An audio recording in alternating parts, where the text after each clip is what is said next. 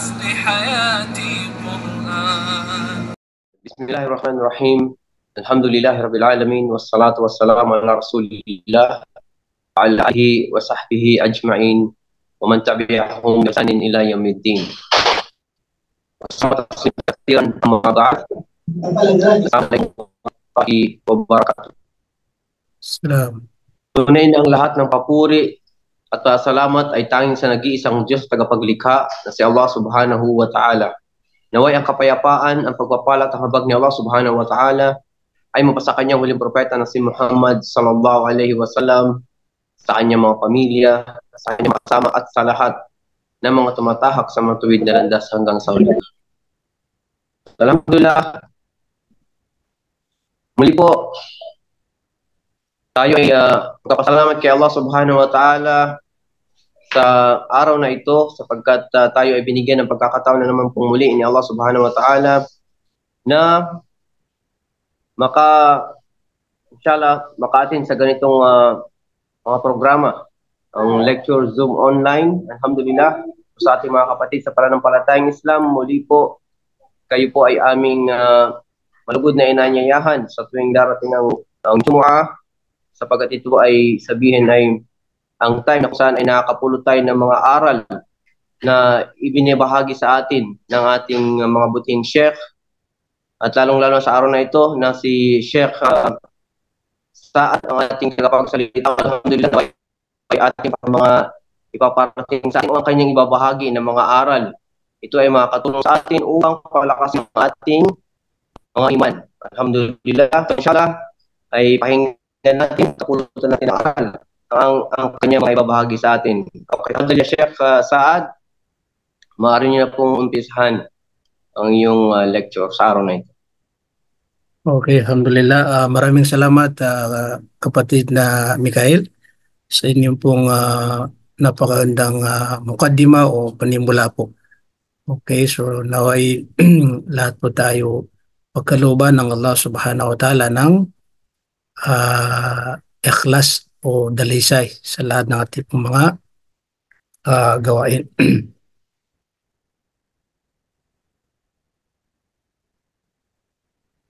Bismillahirrahmanirrahim. Alhamdulillah. Alhamdulillahilladzi bini'matihi tatimmus salihat. Allahumma salli wa sallim wa barik ala Sayyidina Muhammad wa ala alihi wa sahbihi wa man da'a bida'watihi wa istanna bisunnatihi ila yaumiddin, amma ba'd. Yaqulu Allah tabaraka wa ta'ala fil kitabil munazzal ba'da a'udhu billahi minasy syaithanir rajim. Bismillahirrahmanirrahim. Aynama takunu yudrikumul maut walau kuntum fi burujin musyayyada. Wa qala aydan qul innal mauta alladhi tafirruna min fa innahu mulaqikum. Alhamdulillah, unang-una mga mahal naming kapatid sa pananampalatayang Islam.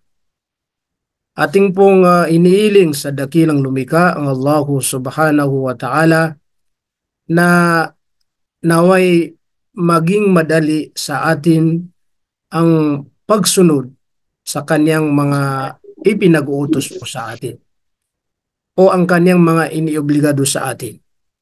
Dahil po sa katunayan, bawat tao ay ang kanyang tagumpay, kaligayahan na walang hanggang ay matatamo niya lamang ito sa pamamagitan ng pagsunod ng ganap sa mga kautusan ng Allahu Subhanahu wa Ta'ala. Kaya kung babalikan po natin ang mga nauna po sa atin, opo kasi napakaraming tao na mga nauna po sa atin na namuhay dito sa mundo. May mga naikwento mismo mula sa kanila, mababasa po mismo sa banal na Quran, na mga taong sila ay binagsagan na kung saan hindi pa sila namatay, na mayroong ilang sa kanila na nakamit po nila yung tinatawag na kaluguran ng Allah Subhanahu wa Ta'ala. Radiyallahu anhu wa radu'an. Kanilang nakamit yung kaluguran ng Allah Subhanahu wa Ta'ala bago pa sila mamatay. Nalaman po nila na sila ay papasok sa paraiso ng Allahu Subhanahu wa Ta'ala. Ang ibig sabihin, tiyak at sigurado na sila ay mapupunta sa paraiso ng Allahu Subhanahu wa Ta'ala. Ito yung tinatawag po na tunay na tagumpay. Na kung sino man nang makalibre, makalabas sa tinatawag na kaparusaan sa impyerno at sila'y tanggapin sa paraiso ng Allah Subhanahu wa Ta'ala, sila ay nakapagtamo ng malaking tagumpay. Ito po ay malinaw na sinabi mismo ng Allah Subhanahu wa Ta'ala sa banal na Quran. Faman zuhzi'a 'anil nari wa udkhilal jannata faqad faz. Kung sino man ang mailayo niya ang kanyang sarili, opo, at siya ay makapasok sa paraiso ng Allah Subhanahu wa Ta'ala, tiyak na siya ay nakapagtagpo o nakatamo ng tunay at dakilang tagumpay. Na tagumpay na walang hanggan po. Hindi po ang tinutukoy na tagumpay ay ang mga tagumpay na pangsamantala lamang dito sa mundo, na may mga tao na tinitingala at kinikilala dahil sa kanilang mga yaman, dahil sa kanilang kumbaga mga kapangyarihan, pero pangsamantala lamang po. Kung sila'y bawian ng buhay na hindi sila nakapagbaliklob sa Allah Subhanahu wa Ta'ala, magsisimula po ang kanilang kaparusahan mula dun sa libingan hanggang pagdating po sa kabilang buhay. Opo. Kaya alhamdulillah, tayo po ay nabibilang ngayon sa mga taong sinisikap po niya, ginagampanan po niya ang kanyang tungkulin bilang isang mananampalataya, na kung saan ginagawa niya ang mga ipinag-uutos ng Allah Subhanahu wa Ta'ala. Kaya kung tayo'y manatili at maging matatag sa pananampalataya na ito, kung tayo'y bawi ng buhay, sigurado po na mapapabilang po tayo sa mga taong magtatagumpay na walang hanggan, na katulad ng mga binanggit ng Allah sa banal na Quran. Opo. So, sa madaling sabi, sundin ang mga kagustuhan ng Allah Subhanahu wa Ta'ala, sigurado po magtatagumpay po tayo. Mga kapatid namin sa pananampalataya, bago po nating makaligtaan ang ating pinakapaksa, na kung saan al-isti'dad lil maut.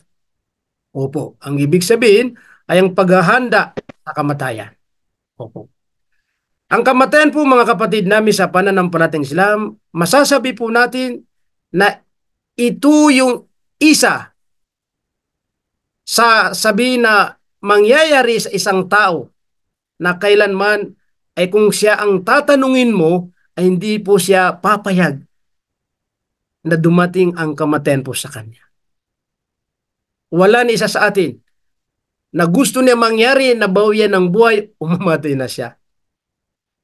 Kaya po hindi tayo pumapayag sa mga oras na nagkaroon tayo ng hindi magandang pakiramdam o mga oras na magkasakit po tayo.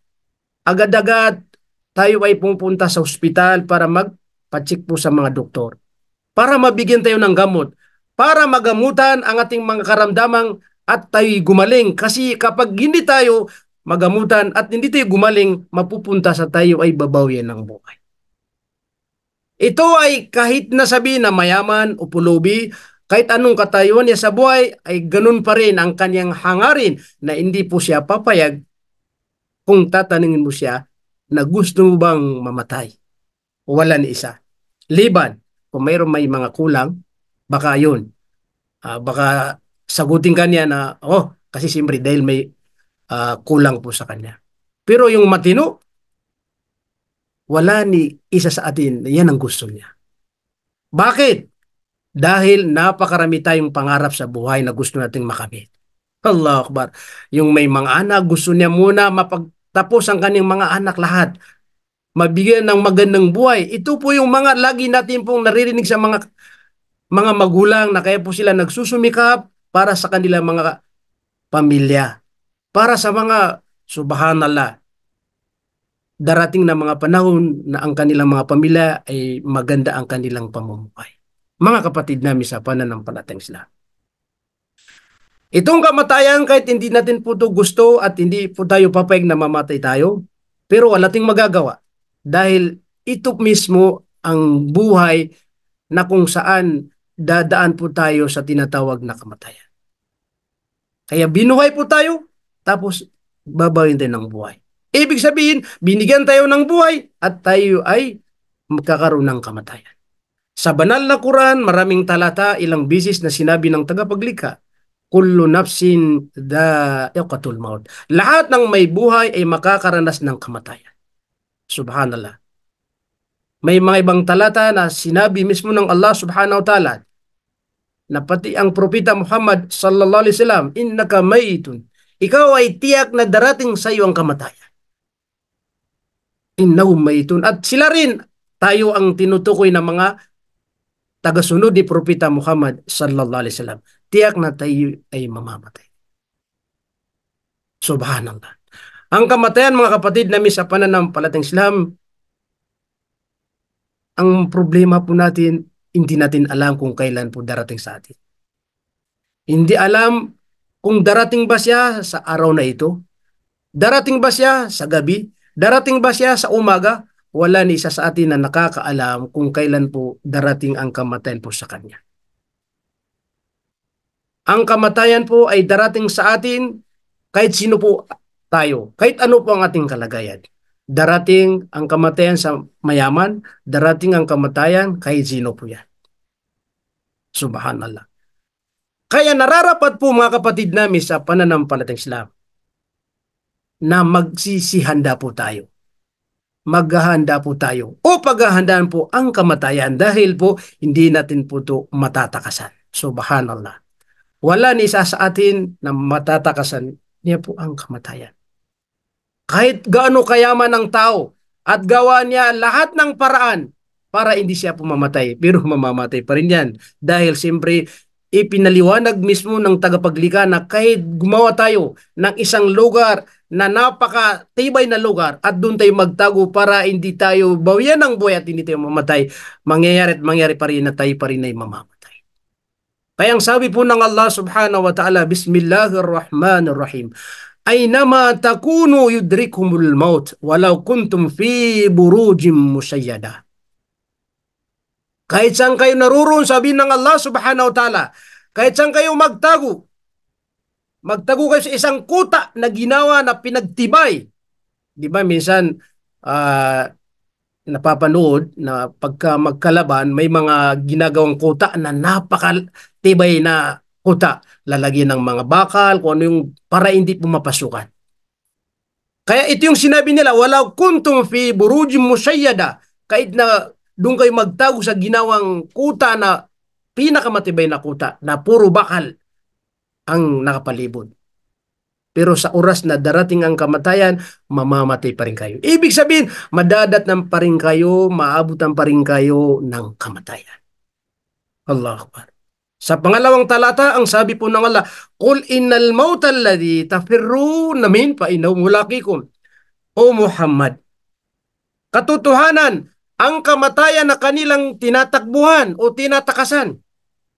Isa rin sa palatanda na tinatakbuhan at tinatakasan, siyempre, di ba? Sabi natin kanina na hindi tayo pumapayag. Kapag nagkaroon tayo ng may karamdaman, gumagawa tayo ng paraan para po hindi tayo mamatay. Di ba? Ginagawa natin ang lahat para hindi tayo mamatay. Kaya ang sabi ng Allah, katotohanan ang kamatayan na kanyang tinatakasan at kanilang tinatalikdan, pinapabayaan, kung baga hindi nila gusto. فَإِنَّهُ مُلَاقِيكُمْ. At katunayan, ito lamang ang inyong kumbaga nakaharap. Ito lamang ang inyong kumbaga na nakakatagpo. Mulaqikum. Kumbaga, inisip mo, dito ako pupunta, nandiyan na yung kamatayan. Dito ka pupunta, nandiyan ang kamatayan. Diba? Parang ganun.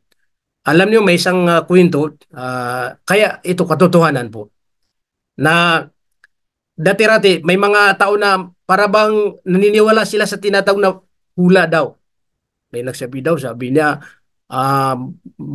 parang ang hula sa'yo, ito isisingit ko pa, hindi ito paniniwala ng Muslim, hindi naniniwala sa panghula. Para malaman po natin at matukoy natin ano yung katotohanan na sinabi sa banal na Quran. Mamamatay ka nasa pamamagitan ng yung dalawang sungay, dalawang sungay ng hayop. kumbaga sa kalabaw, yung dalawang sungay.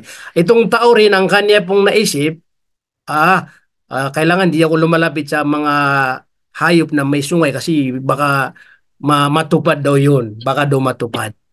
So, lumalabas parang tatakasan niya, hindi yan mangyayari. Kasi iwasan ko yan na hindi ako lumalapit sa mga hayop na may sungay. Ang hindi niya alam, sa loob ng kwarto niya pala, mayroon dong, di ba may mga kaugalian ng mga matatanda, naglalagay sila ng mga parang sungay yata minsan sa father nila, di ba sa mga kwarto nila o sa sala. Isang araw daw yung nakabitin yung dalawang sungay na nakalagay doon sa father na yon at natutulog itong tao. Hanggang sa nangyari, nalaglag. Nang malaglag, tumapo sa kanyang ulo at namatay. Okay. Ito yung sinasabi po natin na iniiwasan, tinatakasan ng kamatayan, pero wala siyang, kumbaga, nagawa. Patunay po yan na sinabi ng Allah subhanahu wa ta'ala na ang kamatayan na inyong tinatakasan ay hindi nito matatakasan, kundi ito ay inyong makakatakbo. Subhanallah. Ibig sabihin mga kapatid namin sa pananampalataya, wala tayong magagawa, kundi paghahanda po lamang. Paghahandaan. Dahil hindi po pwedeng paghandaan, nasasabi natin maganda ako sa susunod na mga ilang buwan, susunod na ilang taon. Katulad po ng mga iba, nang naisip nila kagad, ay malapit ng buwan ng Ramadan. Dito na ako maghahanda, magbabalik lukay Allah, sa kanila ako magsasagawa ng mga mabubuting gawa. Kasi Ramadan na, huwag nating pong isipin na parang ipagpaliban natin ang paghahanda. Kailangan sa oras na yun na nakapag-isip po tayo, maghanda po tayo para po sa kamatayan na darating po sa atin. Bakit? Dahil kung alimbawa ipagpaliban natin, hindi natin alam kung baka bukas, makalawa, dumating ang kamatayan. Di ba? Hindi tayo nakapaghanda. Kaya ang sabi po ng Allah subhanahu wa ta'ala, Bismillahirrahmanirrahim. Wa ma tadri nafsum mada taksibu gada. Wa ma tadri nafsum bi'ardin tamud. Katotohanan walang nakababatid kung ano ang mangyayari sa kanya bukas. Ako, ngayon, nagsasalita ko ngayon. At kayo rin nakikinig. Sa ating pag-aakala, sa ating, kumbaga, paningin, malakas na ako, malakas din kayo, di ba? Pero, hindi natin tiyak, nababatid kung anong mangyayari bukas. Di ba? May mga tao nagkukwento ngayon, pero kinaumagahan, ibang balita sa social media. Si ganito, huwag kayong mabigla-bigla na matay, binawi ng buhay. Kaya marami ding nababasa, inna lillahi wa inna ilaihi rajiun. Katotohanan, mula tayo sa Allah at magbabalik pa rin tayo sa Kanya. Wala ni nakakalam kung bukas ba tuloy ang ating, kumbaga, mga plano sa buhay. Bukas ba tuloy ba yung ating pupuntahan? Bukas ba subhanallah, makukuha natin yung bibili natin? Bukas ba ganito? Wala ni nakakalam. Wama tadri nafsum bi'i ardin tamud. At ganun din natin alam, walang nakababatid kung saan puok siya babawin ng buhay. Subhanallah. Mga Pilipino po tayo, galing tayo sa Pilipinas. Ilan po ang mga namatay na dito po nadatna ng kamatayan? Na hindi taga Saudi Arabia. At dito sila nilibing lalo-lalo ang mga kapatid natin ng mga Muslim. Subhanallah. Ito yung patunay na wala ni nakakaalam kung saan tayo babawin ng buhay. Walang nakakaalam, maliban lamang po kay Allah subhanahu wa ta'ala. Kung ang nakatakda, dito tayo babawin ng buhay sa Saudi, dito tayo talaga babawin ng buhay. Subhanallah. Kung dun sa Pilipinas, makakauwi pa rin tayo. Basta mga kapatid, malinaw, wala ni isa sa atin na pinagkaluban ng Allah ng kapangyarihan at kakayahan na malalaman niya kung anong mga mangyari sa kanya bukas o saan siya po babay ng buhay. Siya lamang nakakala. Kaya hindi po pwede tayo magsasabi na saka na lang po ako maghahanda pag may time na ako. Pag may lugar na ako. Saka na lang ako magsasala. Saka na lang ako mag-aayono kapag okay na ako. Hindi. Sa oras na maisipan mo yun at napaliwanan mo na kapag hindi po kayo gumawa ng mga kagustuhan ng Allah at bayo ng buhay ay kayo ay malalagay sa peligro, kaya dapat ngayon din Ang ibig sabihin po mga kapatid namin sa pananampalataya, ang paghahanda hindi po yun ipinagpaliban. Subhanallah. Sa banal na Quran, ipinaalala sa atin po ng tagapaglika na alamin po natin kung ano ang mga nagawa natin. Alamin po natin kung anong mga naihanda po natin bukas. Hindi ang sinabi ay makalawa, makatatlong na araw. Alamin bukas. Allahu Akbar. Ano ang sabi ng Allah subhanahu wa ta'ala? Ya ayyuhalladhina amanu ittaqullaha wal tanzur nafsum ma qaddamat lighad. O kayong mga mananampalataya, sabi po ng Allah subhanahu wa ta'ala, matakot kayo sa Allah subhanahu wa ta'ala at tingnan ninyo kung ano ang mga bagay na nagawa niyo na para sa bukas. Ligada. Okay.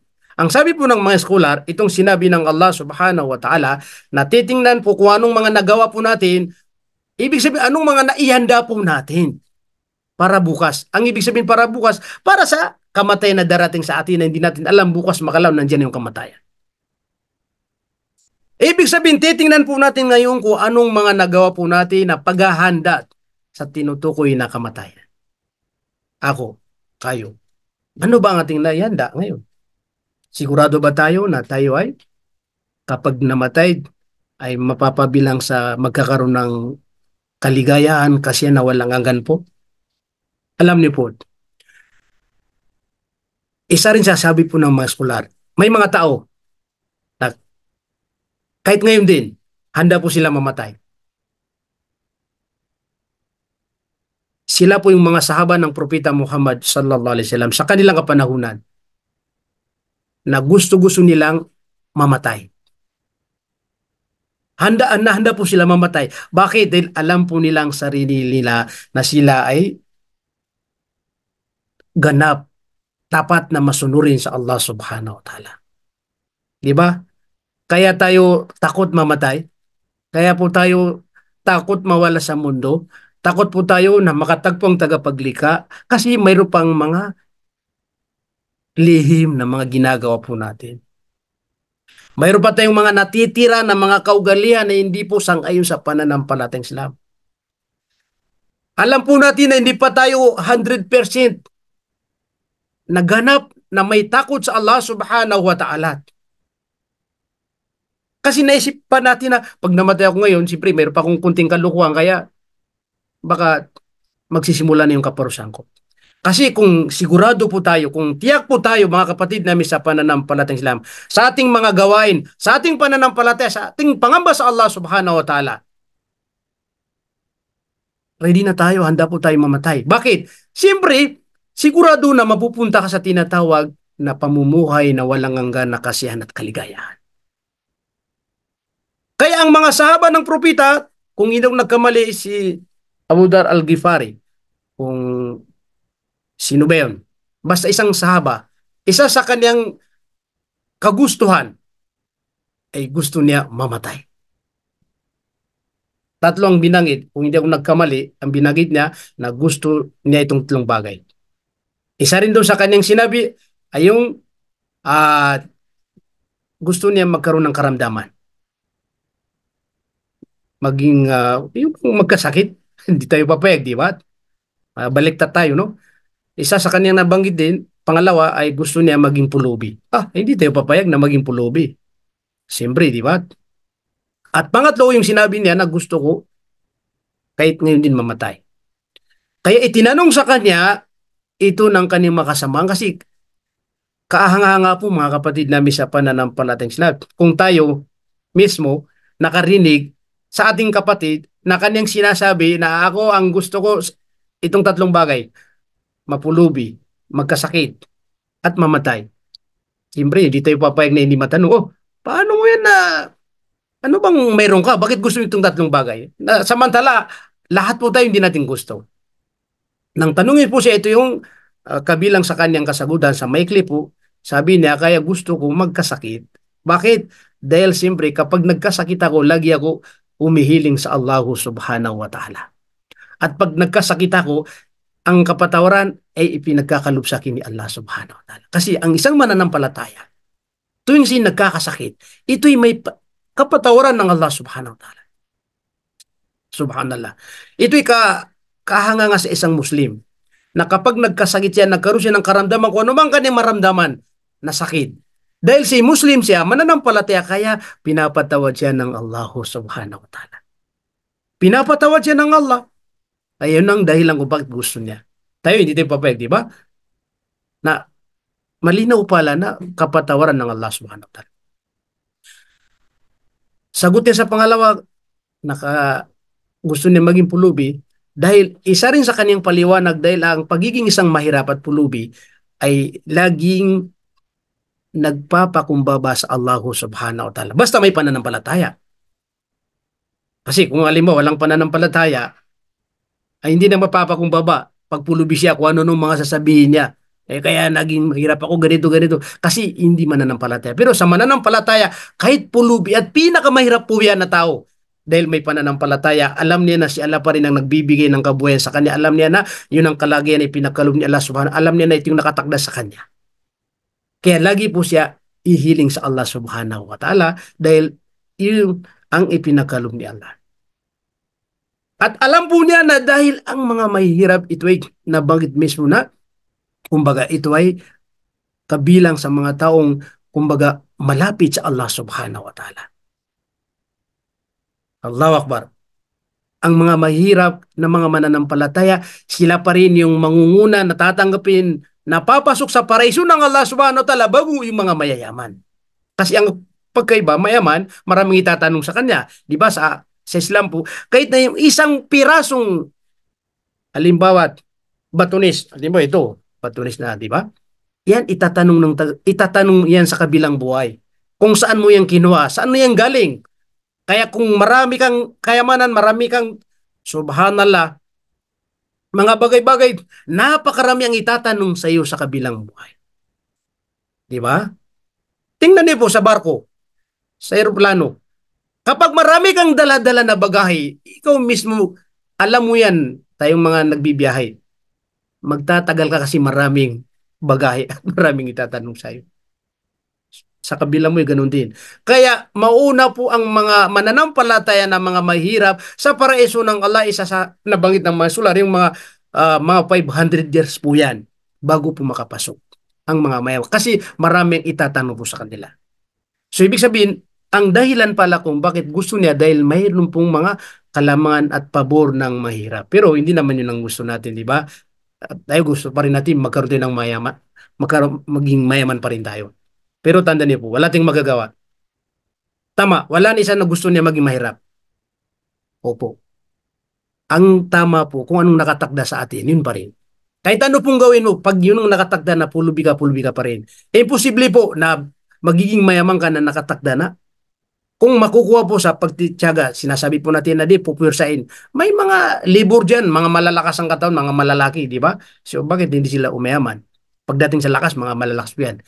Ano po, kung anong nakatagda po sa atin, yun pa rin ang makikita at yun pa rin ang nagaganap. Mga kapatid namin sa pananampalatayang Islam. Yun ang pangalawang sinagot ni Abu Dharr Ghifari. Kasi ang oras natin, ang bilis tumakbo. Pangatlo, bakit gusto mong mamatay?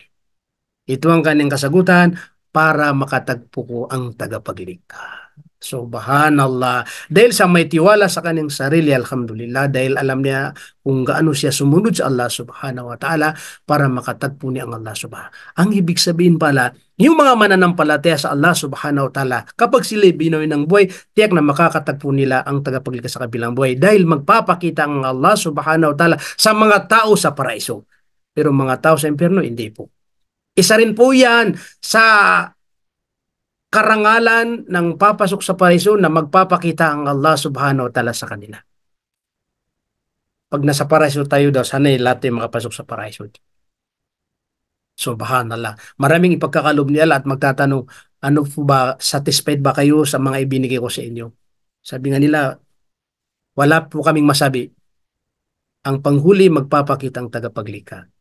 Subhanallah. Subhanallah.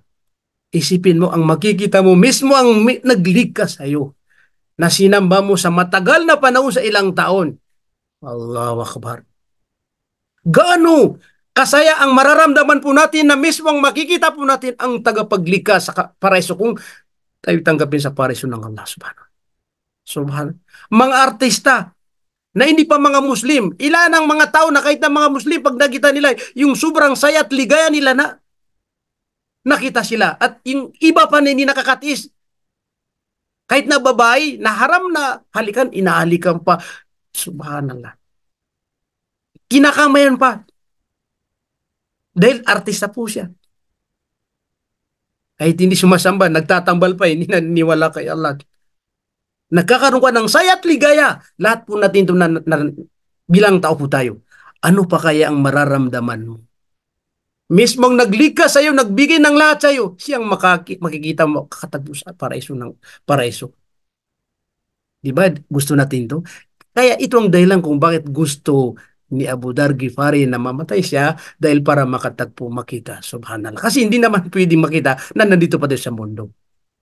Mga kapatid namin sa pananampalatayang Islam, ito po ang dahilan kung bakit po tayo naghahanda sa kamatayan. Para pagdating sa kabilang buhay, makamit po natin yung mga bagay na ipagkakalob ni Allah subhanahu wa ta'ala sa atin na kaligayahan at kasiyahan na walang hangganan. Hindi katulad dito sa mundo na may hangganan. May hangganan. Subhanallah. Okay. Ngayon, ready tayo sa paghahanda. So, itong natitira ko pong ilang minuto, magbabanggit po tayo ng mga gawain na para sa paghahanda ng kamatayan. Kasi siyempre, maghahanda, ano bang ihanda natin? Halimbawa, okay, maghanda po kayo. Pupunta tayo sa malayong lugar. Pupunta tayo sa Umrah, di ba? Anong ihanda natin? Ito po, maghanda po tayo ng siyempre pera para mayroon tayong pocket money. Kahit na ang pisina, libre yung hotel, libre yung bus, at minsan may mga kunting pagkain na binibigay, pero magdadalan pa rin tayo ng pera bilang paghahanda para kung mayroon tayong magustuhan na bibilin doon, mayroon tayong may bibili. Maghahanda ng bag, maghahanda ng damit, sa mga bagay na gagamitin natin sa paglalakbay, yun ang ihanda po natin. Para pagdating doon, hindi magkaroon ng problema. Ang kamatayan po, mga kapatid namin sa pananampalataya, paghahandaan din natin. Anong ihanda po natin? Subhanallah. Mga kapatid sa pananampalataya, maraming mga binanggit ng mga scholar na ito ang ating dapat panatili na iihanda po natin sa araw o sa oras na darating po ang kamatayan po sa atin dahil hindi po mangyayari, hindi tayo mamamatay, kundi ang tiyak ay tayo po'y babawi ng buhay at darating sa tipo ang kamatayan. Opo, marami silang sinabi, isa po, depende sa oras po natin, tunay. Isa sa sinabi ng Propeta Muhammad sallallahu alaihi wasallam bilang paghahanda o paghahanda po ng kumbaga sa kamatayan ay ang tinatawag na at-taubah. Ito ang isa sa sinabi ng mga scholar. Al-isti'dadu lil maut bit-taubah. Maghahanda po tayo sa darating na kamatayan sa atin sa pamamagitan ng at-taubah. Magbabalik loob tayo sa Allah subhanahu wa ta'ala. Subhanallah. Lahat po tayo nagkakasala.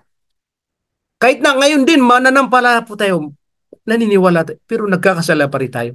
Kung hindi nagkasalang mata, nagkasalang tainga, nagkasalang bibig, nagkasalang isip. Maraming mga palusot ni Satanas kaya nagkakasala po tayo. Kumbaga tayo ay natutukso.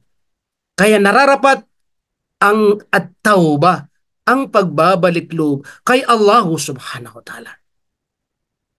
Hindi lang pong dapat magbalik loob yung mga hindi pa Muslim tapos papaliwanagan natin sila magbalik loob kayo kay Allah. Siyempre, nandun na yun. Dapat magbalik loob sila kay Allah subhanahu wa ta'ala. Ganon din tayo mga mananampalataya, magbalik loob din kay Allah subhanahu wa ta'ala dahil sa ating pong pagkakasala. Kulub ni Adam yung kataon. Lahat ng anak ni Adam puro lahat din nagkakasala, nagkakamali. Kayang pinakamayinam sa nagkakamali at tawabin ay magbalik loob sila sa Allah subhanahu wa ta'ala.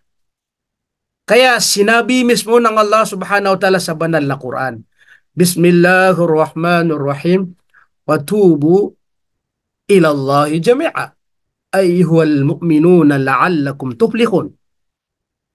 Sa pangalawang talata, Ya ayyuhalladhina amanu tubu ila Allahi taubatan nasuha. Mga patunay na pinag-utusan po tayo na lagi nagbabalik loob kay Allah subhanahu wa ta'ala. Magbalik loob kayo kay Allah subhanahu wa ta'ala. Lahat-lahat jami'a.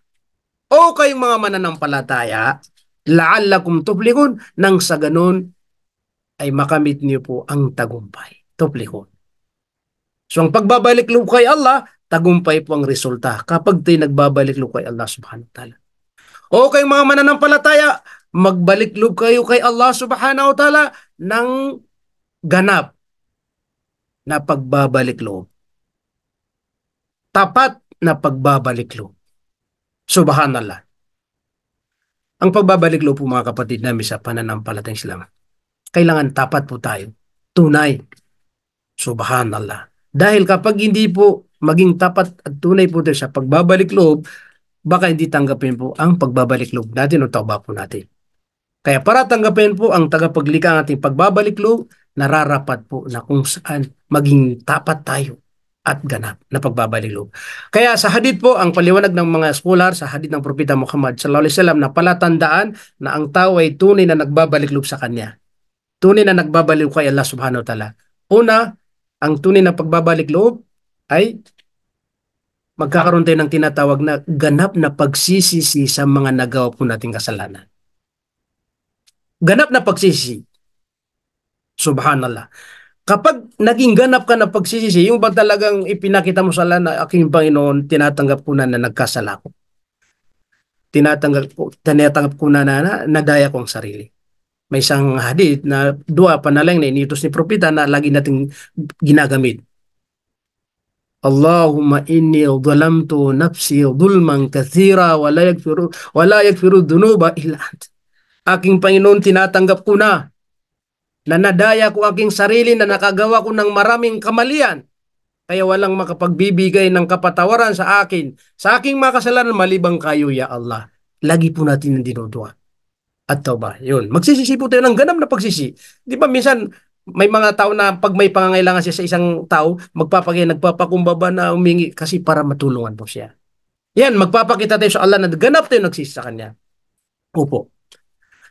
Pangalawa, sabi po ng mga scholar sa hadith ng Propeta Muhammad sallallahu alaihi wasallam na kanilang pinapaliwanag ay iiwanan natin. Tatalikdan po natin. Kung ano man ang ginawa po natin na masama, na nagkasala po tayo, kayo humingi tayo ng kapatawaran sa Allah subhanahu wa ta'ala, nagbalilog tayo sa Kanya, ngayon, iiwanan natin. Tatalikdan po natin. Iiniwasan po natin yan. Allahu Akbar. Sabi ko, hindi ako iinom ng alak, hindi kayo ng mga gawin na, hindi ako riba o tubo, hindi ako magsisi. So, ibig sabihin, marami kang mga nagawa sa ito ay iiwasan mo, tatalikdan mo. Kasi patunay na nagbalik lupa kay Allah subhanahu wa ta'ala. Kung paulit-ulit, ayun ang problema, di ba? Pangatlo po, dahil ang oras natin ay tumatakbo ng mabilis. Pangatlo po, ay kailangan hindi po natin babalikan. Iwanan mo, ngayon hindi mo na babalikan. Kasi kapag binalikan mo yan, hindi ka pa rin nagtauba ng tunay na tauba o nagbalik kay Allah subhanahu wa ta'ala. At isinasama ng mga scholar ng sabi daw, ay kung ano man ang nakuha mo, nadaya mo sa kapwa mong tao, ibalik mo sa kanya. May kinuha ka na lupa, kinuha ka na gamit, na hindi para sa iyo, talagang napatunay na para sa kanya yon, ibalik mo sa kanya. Kasi yun ang tunay na nagbabalik loob sa Allah subhanahu wa ta'ala. So, yun po mga kapatid, sa madaling sabi, kailangan po ay panatilin po natin ang pagbabalik loob sa Allah subhanahu wa ta'ala bilang patunay na tayo ay naghahanda. Naganda. Pangalawa po, na patunay na tayo ay maghahanda, opo, sa paghanda, kailangan al-muhafadatu ala ada'il faraid. Subhanallah. Ang pangalawa ay maging handa po tayo sa pagsunod, paggawa sa lahat ng mga iniobligado ng Allah subhanahu wa ta'ala. Faraid, ibig sabihin mga iniobligado ng Allah subhanahu wa ta'ala. Okay, ano mga iniobligado ng Allah subhanahu wa ta'ala? Mayroon tayong arkanul Islam. Dapat sundin yan. At Magsyahada tayo, yung magsasaksi tayo, walang ibang tunay na Diyos na dapat sambahin malibang kay lahat. Magsasaksi na si Muhammad, ito yung mga saligan ng Islam, mga ahligin ng Islam. Kailangan sundin po natin. Opo. Magdarasal, kailangan magdarasal tayo ng 5 beses sa maghapon. Kung ikaw ay tunay na nagbabalik loob. Pero kung hindi ka nagdadarasal ng 5 beses, hindi ka tunay na naghahanda para sa kamatayan. Magbigay ng zaka kung mayroon kang kayamanan. Kasi ang nabanggit, faraid, pag sinabi faraid, mga obligado, pupukusan mo yan. Lahat ng mga ano po, kung may kayamanan ka at mayroon tinatawag na zaka, kailangan magbigay ka kung ikaw ay dumating sa tinatawag na nisab. Opo. Siyempre, pag buwan ng Ramadan, mag-aayuno po tayo kasi obligado po yun. Alhamdulillah, napapalapit na. Naway lahat po tayo umabot sa buwan ng Ramadan at makapag-ayuno sa buwan ng Ramadan. Amin. Opo. Okay. Pagsagawa ng Hajj, kung mayroon din kakayahan, pupunta tayo sa Makkah para magsagawa ng Hajj. Ang mga binanggit po ay pangalagaan, sundin ang mga iniobligado ng Allah subhanahu wa ta'ala. Siyempre, nandyan na pagsunod sa mga magulang, makitungo ng maganda sa mga magulang, di ba? Mangdaya. Ito ang ibig sabihin nun. Okay. Ang kabaliktaran po ng pagsunod, pangangalaga sa mga iniobligado ng Allah subhanahu wa ta'ala, ang kanyang kabaliktaran ay wajtanibu al-muharramat. Iwasan, talikdan ang mga ipinagbabawal. Ngayon, ginagawa mo ang mga iniobligado ng Allah, pero yung mga ipinagbabawal, pinagsasabay mo, ayun ang hindi po tama. Susundin mo ang mga ipinagutos ng Allah na mga obligado. Tapos, yung mga pinagbabawal din, isasabay mo na, lalayon mo yan. Ang katunayan po, ito ngayon nangyayari. Sa ating kahinaan po, halo-halo, kumbaga. Gumagawa ng kagustuhan ng Allah, gumagawa rin ng mga pinagbabawal. Ito ba yung Islam? Hindi po. Ang Islam, hiwalay po yan. Sundin ang mga pinagutos, layuan ng mga pinagbabawal. Kasi kapag ginawang halo-halo, gumagawa ng ganito, tapos gumagawa ng ganito, hindi po yung tinatawag na ganap na pagsunod sa Allah subhanahu wa ta'ala. Hindi po ito masasabi na ganap na paghanda sa kamatayan. Pinagbalaan po tayo ng Allah subhanahu wa ta'ala. Binigyan ng babala. Wala talbisul haqqa bil batil.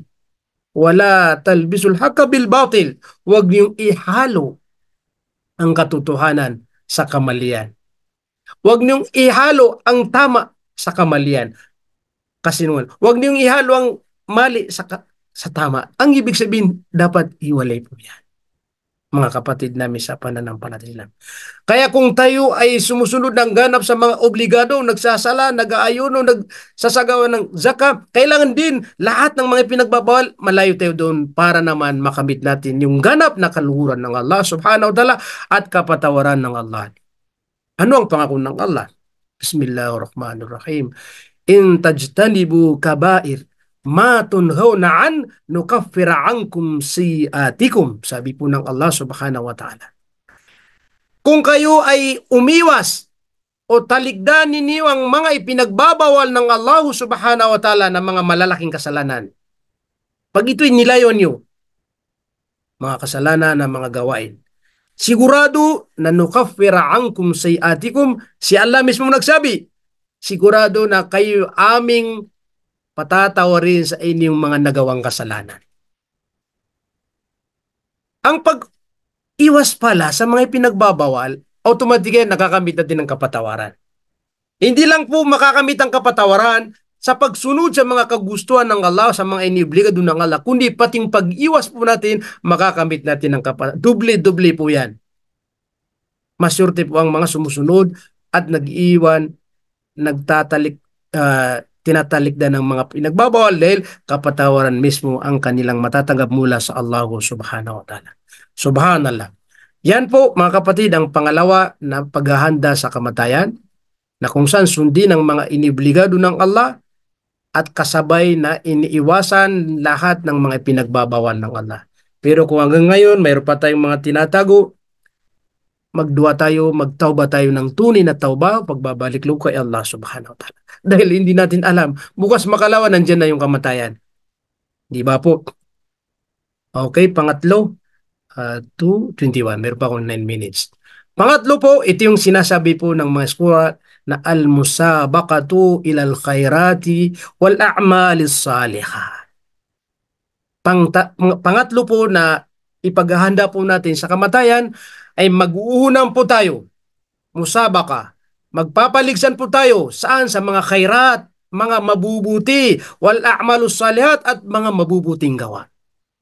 Ang tinutukoy po ito ay mga sunnah. Kasi yung kanina, mga obligado yun. Yung mga nabanggit natin na mga obligado, dapat pangalagan po natin yan. Ngayon na naman, ang sabi po ng mga eskular, bilang paghahanda sa kamatayan, ay pararamihin po natin yung pagsasagawa ng mga mabubuting gawa hanggang sa magpapaligsan po tayo. Tulad ng ginagawa ng iba. Subhanallah. Sa Quran po, si Allah mismo nagsabi, Bismillahirrahmanirrahim, Fastabiqul khairat. Fastabiqul khairat. Ito ay pautos po ng Allah subhanahu wa ta'ala, magsiunahan po kayo. Magsiunahan po kayo sa mga mabubuti, sabi po ng Allah subhanahu wa ta'ala. Subhanallah. Sa pangalawang talata, Bismillahirrahmanirrahim, Wasari'u ila magfiratin min rabbikum wa jannatin araduha as-samawat wal ard uiddat lil muttaqin. Subhanallah. Ito yung sinabi ng Allah, magsiunan po kayo sa kapatawaran ng Allah subhanahu wa ta'ala, na ang kapatawaran ay mula sa Allah subhanahu wa ta'ala. At magsiunan po kayo sa kanyang paraiso, na ang kanyang paraiso ay kasing laki ng 7 palapag na langit at 7 palapag na lupa. At ito ay uiddat lil muttaqina, para lamang sa mga may tunay na takot sa Allah subhanahu wa ta'ala. Pag sinabi, wasari ila magfira, magsiunan sa mga kapatawaran ng Allah, ibig sabihin, magsiunan po tayo sa mga gawain, na mga mabubuting gawain na kapag ginawa po natin ay makakamit natin ang kapatawaran ng Allah subhanahu wa ta'ala. Subhanallah. Kaya mga kapatid namin sa pananampalatayang Islam, habang may buhay, habang hindi pa dumating ang kamatayan, magsiunan po tayo. Subhanallah. Musabaka, kumbaga, talagang kompetisyon yan, paligsan po yan. Mga sunnah, tinutukoy. Maparami po natin ang mga pagdarasal ng mga sunnah. Maparami po natin yung pag-aayuno ng mga sunnah. Maparami po natin yung pagsagawa ng umrah na sunnah, kasi umrah sunnah. Maparami po natin yung pagbibigay ng sadaka, tulad ng alhamdulillah, lagi natin nababanggit. Diyan, mga kapatid natin na magaling, naguhunan po sila sa mga mabuti. Basta alam nila mabuti, sadaka. Parami ng pagbibigay ng sadaka. Ang mga ito ay lahat pong mga gawain na malulugod sa atin ng Allah subhanahu wa ta'ala at mapapatawad sa ating mga kasalanan, at sigurado po na sa oras na bawian tayo ng buhay, alhamdulillah po, ibig sabihin successful po tayo. So yan po ang pangatlo na sinabi ng mga eskular, na mag-uunan po tayo. Mag-uunan po tayo. Pag sinabi mabuti, kailangan mauna ko doon. Allahu Akbar. Nakita mo yung kapatid mo, nagtulong doon sa ano, nakita mo 10 real, kailangan mag-unahan ako, mauna ko mga 15 real. Ibig sabihin doon, naguhunan po tayo kapag pagdating sa mga kabutihan ng mga gawain po. Subhanallah. At pang-apat po, dito ko na po tatapusin kasi 2:25 na. Ang pang-apat na kailangan, ito ang ating ipaghahanda sa kamatayan, ay magkaroon tayo ng tinatawag na al-ilmu nafi'. Gumawa tayo ng paraan para magkaroon tayo ng kaalaman na papakinabangan. Ilmun nafi'. Alhamdulillah. Tayo, patuloy pa rin tayo na ito ang ginagawa po natin. Nagsasaliksik ng kaalaman, naghanap ng kaalaman na may pakinabang na kaalaman. Mayroon po mga kaalaman na nakukuha pero hindi po pakinabang. Marin na dulot ng hindi maganda po. Kaya ang sabi po, ang paghahanda sa kamatayan, isa rin po ay ang kaalaman na may pakinabang. Ibig sabihin, tayo po ay magsasaliksik ng kaalaman, magpapatuloy po katulad ng ginagawa natin. Pakikinig po sa mga taong nagpapaliwanag po patungkol sa Islam, at magbabasa sa mga libro na may mga nakasulat po doon na mapapakinabangan. Ibig sabihin, hindi po tayo hinto sa paghahanap ng kaalaman. Ang kaalaman po, ito yung maging sanhi o dahilan na para tayo ay magabayan po sa tinatawag na katotohanan. para magabayan po tayo patungo sa paraiso ng Allah subhanahu wa ta'ala.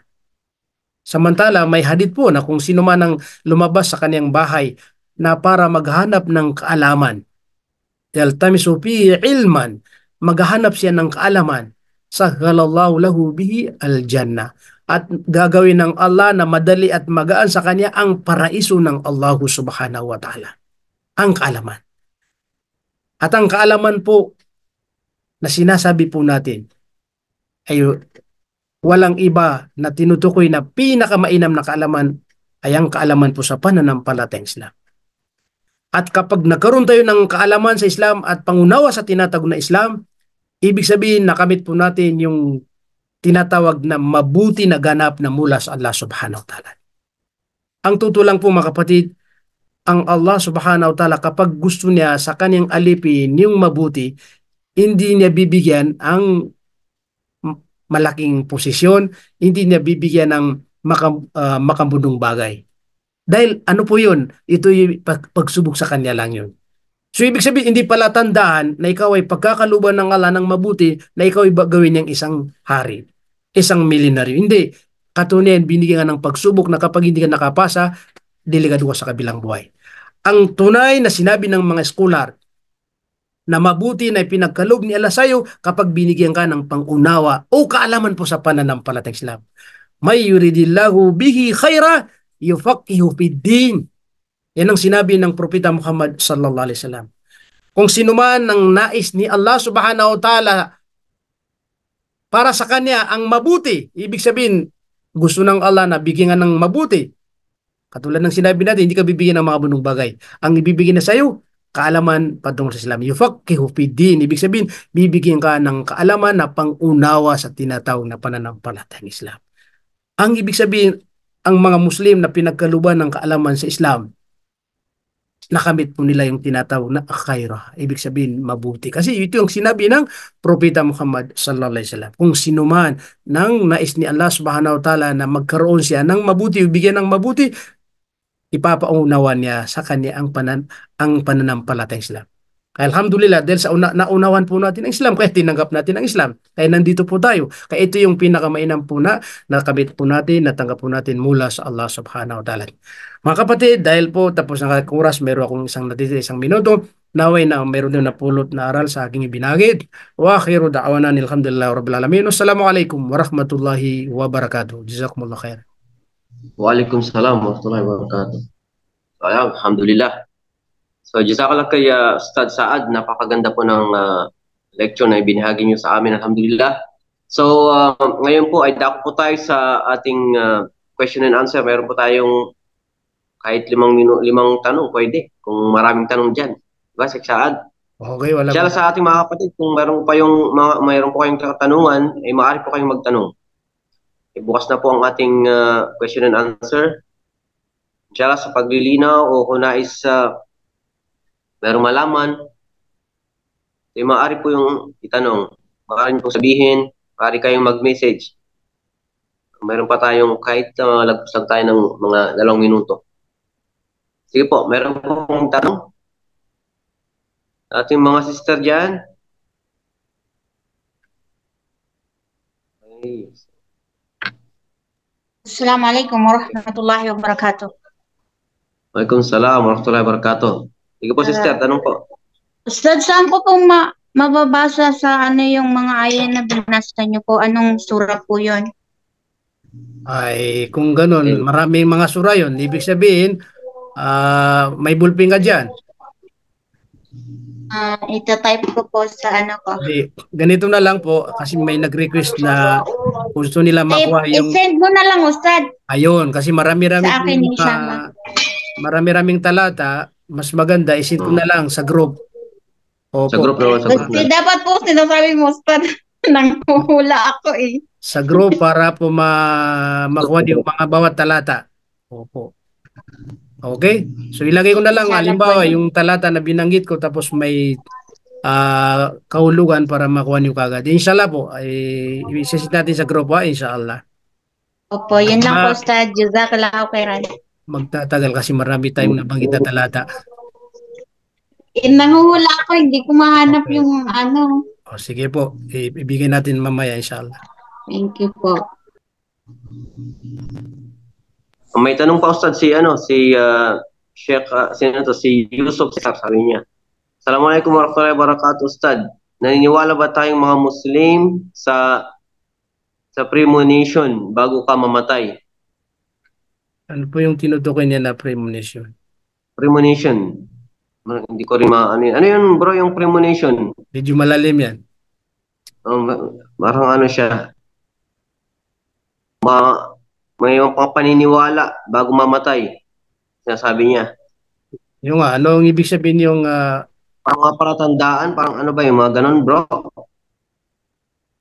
Premonition. pag-ipalap po para maano? Okay, ano po bro yung gusto mong ipahiwatig yung premonition, parang ganun po.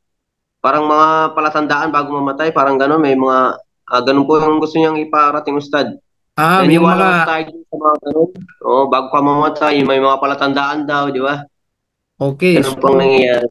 mayroon tayong mga tinatawag na alamat to ano po, husnul khatimah. Ibig sabihin may mga palatandaan na magandang kumbaga ano tawag doon, pagkamatay. So doon po tayo naniniwala doon sa may mga nabanggit na hadith, halimbawa namatay sa ganitong halimbawa araw ng Biyernes, mga palatandaan po 'yan sa magandang pagkamatay. At mayroon ding mga ibang manabanggit na ibig sabihin doon tayo naniniwala lamang sa may mga katibayan po tayo doon. Halimbawa, kung walang mga katibayan na parang sasabihin, paniniwalaan po natin, ayun, hindi tayo naniniwala. Huwag po natin kaligtaan ang ating pong pinaniniwala na mga bagay-bagay kapag meron tayong mga katibayan. Opo, so pagdating po sa mga palatandaan, so opo, meron ding mga palatandaan na nabanggit. Halimbawa, namatay yung tao na nakita mo na nakasujud, di ba? Palatandaan po yun na magandang kanyang pagkamatay. Minsan, mayroon pang nakikita sa noo niya na parang may pawis na kunti. Ayun, mga palatandaan po yan na magandang pagkamatay po niya. At mayroon pang mga nabanggit po. Doon po tayo naniniwala lamang sa may mga katibayan po tayo. Pag hindi katibayan, yun, di tayo po naniniwala doon bilang mga Muslim. Allahu alam po. Jazakallah khairan.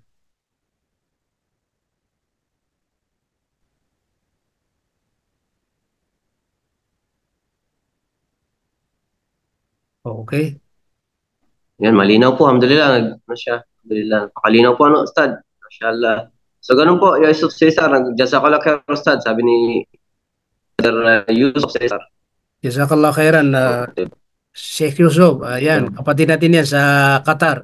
Alhamdulillah, patuloy pa rin ang ating mga kapatid na nagsusubaybay sa atin po, mga Qatarian yan. Alhamdulillah. Mashallah, mashallah. Alhamdulillah. Talagang buong ito Ustad yung lecture mo. So, may katanungan dyan? Inshallah. So, isa sister po, Ustad, so isisend mo na lang sa... Opo, isisend na lang sa kanya, sa group natin. Para sa Opo. baka ng lahat. Dad, regarding po sa natatakot mamatay, hindi naman, regarding po doon sa natatakot mamatay, hindi naman sa example, tayo po mismo ang nakakaalam kung marami tayong nagagawang pagkakamali or hindi pa ba tayo handa na humarap sa Allah subhanahu wa ta'ala. Sa akin mismo, natatakot pa po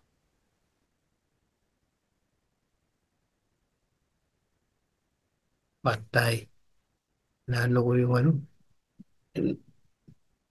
Wala yung signal ko. natin sa araw-araw. Pero yung takot, nandun po yun. So, ganun po. May connection ba yung sa faith, Ustad? Normal po yun na siyempre, unang-una kahit na alam po natin na tayo ay nakahanda kasi siyempre ginagampanan po natin ating tungkulin bilang isang Muslim. Kaso lang minsan may mga dahilan na halimbawa yung mahal natin sa buhay, gusto natin pa rin na patuloy na kasama natin sila tulad ng asawa, tulad ng mga anak, di kaya sa trabaho. Pero dahil Muslim tayo, wala po tayong magagawa basta lang tanggapin at kumbaga ang mahalaga, lagi po tayo ready o laging handa po. Yan ang pinakamainam po. Okay po, pasensya na po kasi mayroon po kaming ibang programa kaya ito lumagpas ng konti, inintindi nila ako. Okay. No, alhamdulillah. Jazakallah khair, alhamdulillah. So, salamat po sa lahat. Alhamdulillah sa araw na ito. Mashallah. Syukran sa inyong mga katanungan. Tapos kahit pa paano ay nanon tayong paglinaw. So, inshallah kung mayroon po, i-message na lang po nyo na sa ano kasi nagmamadali na po si Ustad. Mayroon pa po siyang programa na aatinan po. Sige po ha. Inshallah, pasensya na po kayo. Sa susunod po, mo din niyo pong ano yan ha. Salamat. Tanong inshallah. Okay, ngayon lang po, inshallah. Okay, Sheikh Saad, sa huling payo po para sa pagtatapos. Okay, alhamdulillah mga kapatid, dahil po wala nakakaalam sa atin kung kailan po tayo babayo ng buhay. Basta lagi po tayo naghahanda, inshallah, sundin ang mga ipinagutos ng Allah at layuan ang mga ipinagbabawal ng Allah subhanahu wa ta'ala. At hiniling natin din na naway mapabilang po tayo sa mga taong tatanggapin po ng Allah subhanahu wa ta'ala sa kanyang pareso at kasama ating mga pamilya. Amin po. Inshallah. Amin, amin. So, alhamdulillah, jazakallah khair Ustad Saad sa iyong napakagandang lecture na binahagi niyo sa amin. Alhamdulillah. So, sa susunod pong muli, naway magkita-kita po tayo dito sa Zoom. Inshallah ay pagka mas maganda, ihanda nyo na yung mga katanungan nyo para tuloy-tuloy po ang ating question and answer susunod. Inshallah. So, hanggang dito na lang po mga kapatid sa pananampalatayang Islam. Subhanakallahumma wa bihamdik asyhadu an la ilaha illa ant wa astaghfiruka wa atubu ilaik. Assalamualaikum warahmatullahi wabarakatuh. Assalamualaikum Ustad, may Arabic ba tayo? Oh, meron. Mapunta ako dyan. After salah. Alhamdulillah.